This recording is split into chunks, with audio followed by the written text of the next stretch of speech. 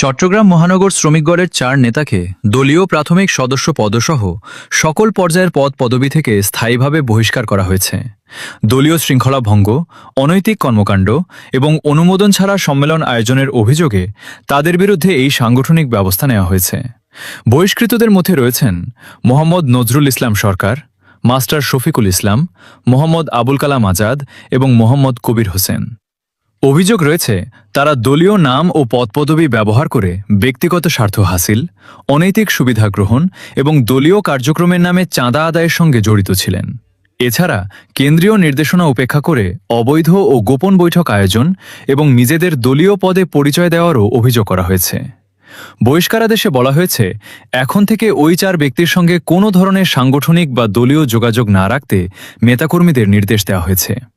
এছাড়া বহিষ্কারাদেশের পর দলীয় নাম ভাঙিয়ে কোনো ধরনের গোপন কর্মকাণ্ড, অপপ্রচার কিংবা অনৈতিক কাজে সম্পৃক্ততার প্রমাণ পাওয়া গেলে দলীয় ব্যবস্থার পাশাপাশি প্রচলিত আইনে আইনগত ব্যবস্থা নেওয়ার কথাও জানানো হয়েছে।